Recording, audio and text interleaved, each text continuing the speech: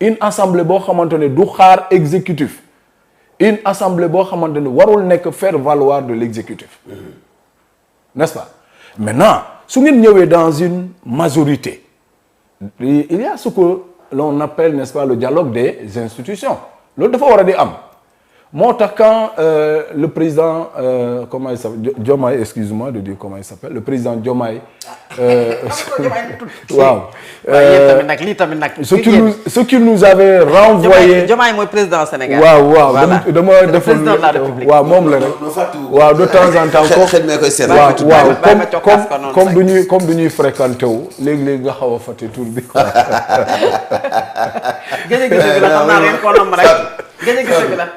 baax nga cof ko PDS gaa ngi des ci moom ba léegi xam nga xeetu cuq yi saf yooyu noonu. waaw dañoo rek dañoo nam Diomaye. ayca non namuñu ko. da ngeen koo nam non namuñu ko. ayca bisimilah ayca.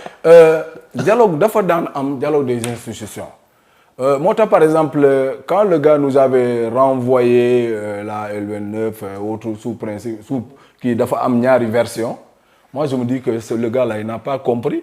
mu ngi déclarer mu ngi précipiter suñu rupture ak moom parce que quand les deux institutions se parlaient li ñu doon wax relecture nekkul loo xamante ne daaw boo giseen par exemple amul woon lu bëri c'est parce que tout simplement am na loo xamante ne kilifa yi dañuy waxtaan ci suuf ci loo xamante ne day amal njëriñ askan El Malick wax na ak moom mais li ko El Malick yëpp waxoon yëpp da koo teg ci suuf n'est-ce pas yónnee waatu ñu renvoyer ñu affaire bi ne ko na ngeen dem ci seconde lecture n'est-ce pas à partir du moment moom il crée une rupture lu ñu waxtaanoon yëpp la nekk di sànni ci biti mais ñun léegi lan moo war a nekk suñu taxawaay. da ngeen di fayantoo. donc du fayantu. maintenant non on se dit que. oui du fayantu boo defee loo xamante ne yow mën nga ko def sañ nga ko def yoon may na la ko. nekkuloo di fayantu maintenant nous on se dit ginnaaw demee na nii ñun bëri na loo xamante ne dañu ne woon comme l'exécutif président de la république wax na ni ci premier trimestre bi n'est-ce pas dina bëri loo xamante ne dina ko def ci loolu mesure la L29 ci la ko waxee woon révision de la constitution yooyu yëpp wax na ko mu ne woon dina ko def ci diir ñetti weer yi premier trimestre bi n'est-ce pas defu ko ñun bu ñu toogee mais honorable daf cee génnagul la révision maanaam les modifications des articles L29 L30 bi ñu ko voté pencum ndaw réew bu Sénégal ak léegi matagul ñaari weer bay mat ñetti weer. maintenant il y a 4 avant-projets de loi. Oui. Qui ont été soumis au conseil constitutionnel mu génnee ci lu mu ci génnee mu leer leen ne xëy na mi ngi ci circuit bi pour yegg si pencum ndaw réew bu Sénégal pourquoi yàqamti yéen pour demander une révision de la constitution du yàkkamti Fatou. c'est quoi alors. du yàkkamti dama la ne ñun dafa am loo xamante ne ñu ngi ko doon def ci biir assemblée nationale. mais moom mu ñëw wax ko adresse à la nation un moment solennel mu wax ko publiquement ñun ñu ne ginnaaw exécutif bi daf ñoo jiitu à travers un moment solennel de la République kon nañu taaxirlu xool qu'est-ce que l'exécutif va faire te boobu moom dafa joxe délai dafa ne ci ñetti weer yi ci premier trimestre bi mais bu ñu demee ba génn ci ñetti weer yi amul communication bu lal pour expliquer non génn ko ci c'était le 4 avril moom la le 3 avril maanaam après daje bi mu defoon ci la expliquer li nga xam ne mooy 4 projets de loi yooyu ñu ngi ci 3 mois yi ba tey non vous parlez pas de ça Fatou vous parlez de quoi kii bu mu koy wax ci kii bi ci discours à la nation du 31 bi du 31 du 31 oui boobu la wax ne kii ci premier trimestre bi d'accord yu mu war a def ci kii bi mais ñun ñu ne ginnaaw l'initiative de la loi appartient à tel et à tel autre te moom wax na ko publiquement ni léegi nañ ko cëralee l'exécutif ñun ñu toog xaar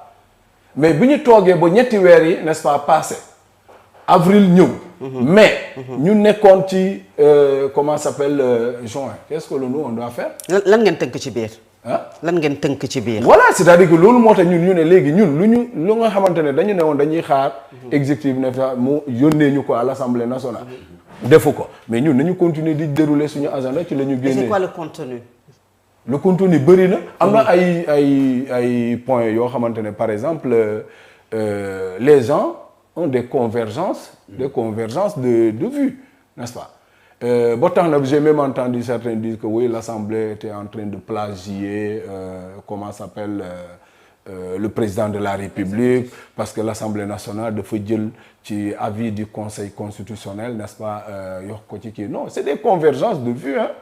bëri na loo xamante ne ñun waxuñu président de la République nu mu ko bëgg a defee n'est-ce pas baaxul mais on s'est retrouvé les bonnes montres ont les mêmes heures. Très bien alors vous attendez l'avis déjà du président de la République wax naa ko sànq le délai franc benn fan moo ci des. waaw yaakaar naa parce que waaw c'est 10 jours ci délai bi maintenant su fekkee ne avis bi favorable lan mooy nekk yéen seen taxawaay. d'autant avis bi du favorable. c'est une question que je pose xanaa kon moom lu mu wax noonu gëmu ko ah moom wax na ni ki da koy def day def révision de la constitution. waaw mais xam nga kuy laajte nag da ngay xaar ndax li ngay laajte mën naa nekk waaw wala déet ñaari tontu yooyu moo am. moo tax ma ne la. bu nee waaw xam nga du am dara luñ la ci mën a laaj. mais su dee déedéet. non bu nee déedéet. nañ ko laaj mais sa waay yow xanaa kon li nga waxoon li nga diggoon askan bi nekkuloon lu déggu ci yow. loolu moo tax peut-être que nga wax ko ba pare nekkoo di ko def. ah non c'est que xam nga tax Fatou Bakary. honorable li tax Fatou laaj la loolu. bi ñu leen di fal dañu ñëwoon pour xeex système bi et le système est toujours là. quel système est là. ah système le système est toujours là. non moom la ñuy continuer di xeex même si suñu xeex bi n'est-ce pas. mais yéen a ngi continuer di xeex. waaw yéen ñi nekk majorité à l'Assemblée nationale. waaw mais beneen côté bi daanaka mënoo distinguer système bi fi nekkoon ak li fi nekk tey. non c'est parce que xam nga lu tax. xanaa système bële daa amoon xaalis. il y a des gens qui ont trahi la vision que l'on avait ñu bëgg a delloo si n'est-ce pas le système. ok n'est-ce pas parce que tey ñu koy xelal moom président de la République boo seetee ci table du conseil des ministres moom c'est xëy na bu gëstoo ni des fois il a envie de demander ça waaye noonu nga tuddati. ah bon parce que ñu mu àndaloon démb kan moo nekk ci wetom ni ci kàngami parti bi. donc su dee Yankhoba Diémé. bien sûr Yankhoba Diémé. ah ouais. et justement il habite quand même mook Yankhoba Diémé ñoo bokk dans le sud du pays il a Yankhoba Diémé. non je pense que moi j'ai envie de dire Yankouba. Yankouba. Oui. Il y a. Pour nous dire quoi. Ba. Pour wax ñu lan. Fall tu as bien compris nag li mu wax nag. il y a un coup bas. non moom Alaaji. honorable noonu la ko qu'est-ce que vous voulez réellement dire. par rapport à il y a un coup bas. parce que. Fatou. man maa ngi rappelé wu.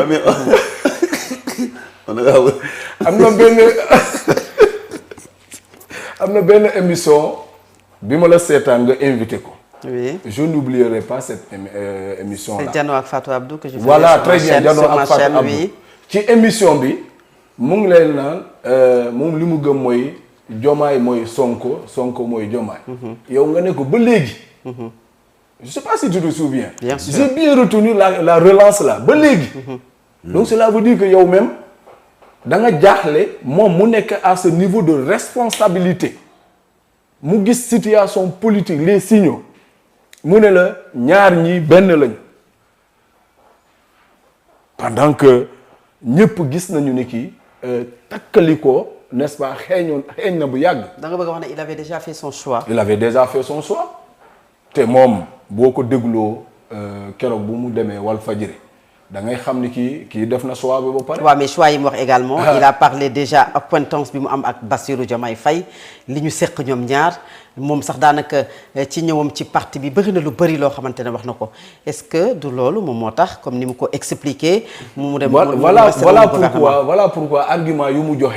mooy c'est des arguments fallacieux. xam nga bu ne moom il a choisi la patrie. et non le parti. mais argument yu mu joxe. digganteewam ak Bassirou Diomaye. kii la ana lu ci patrie nekkul patrie. parce que il est bon des relations personnelles. personnelles la te relations yooyu s'il est devenu aujourd'hui ce qu'il est politiquement kan la. nekkatul patrie. si c'est pas Ousmane Sonko kan la Ousmane Sonko moo tax ba ñu fal ko coordonnateur départemental ci département de Bignona mu amoon jafe-jafe.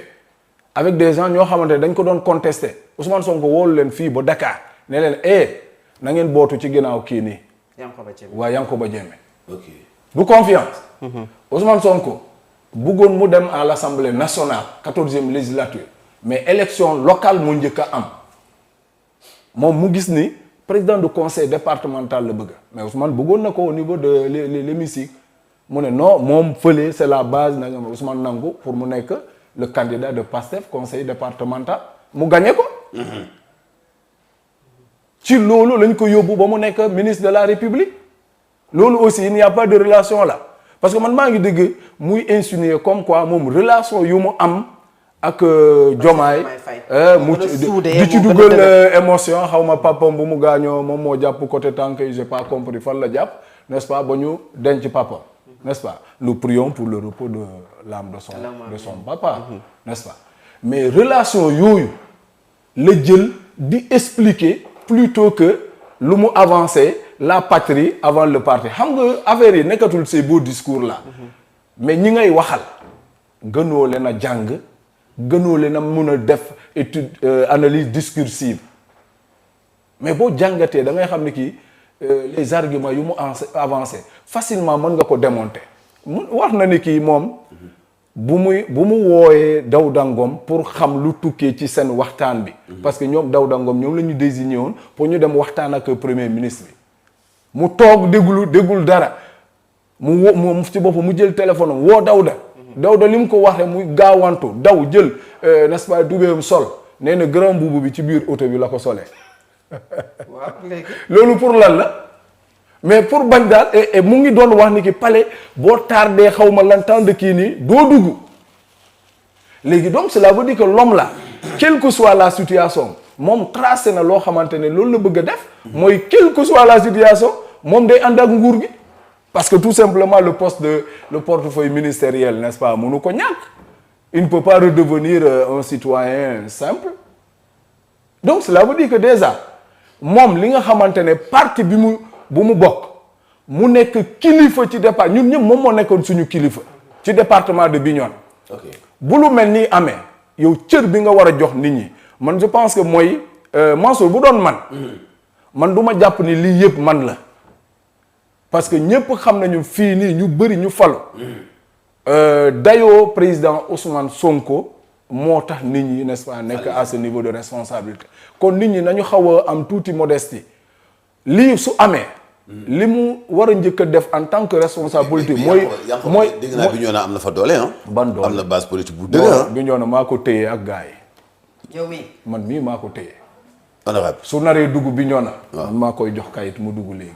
bu ko waxee waaye noonu nga doon def ak moom sama gars yi ah. noonu nga doon def ak moom. non ñun on est des légalistes. gis nga bu mu nekkee coordonnateur. ñun ñëpp dañoo nangu woon ni ki dem nañu élection n'est-ce pas moom mu gagné moi je n'étais pas candidat. mu am des problèmes mais man je me suis dit non gars yi arrêté leen dañoo dem élection moom mu falu. dañ koy gunge. non il y a des gens ñoo xamante la base am na si ñoo xam non am na ñoo xamante ne par exemple nu mu doon yoree parti bi. neexu leen ba tax na ñoom jóg nañu di fippu. mooy man sama genre yi on s'est toujours dit que mën nañu am. incompréhension des divergences internes waaye lu gën a rafet mooy. nañ ko régler ci suuf n'est-ce pas mais ce n'était pas le cas mais aujourd'hui lu ñu mën a wax mooy jël na yoonu boppam sans consulter la base aucune maanaam mooy li ma wax da ngeen ko dàq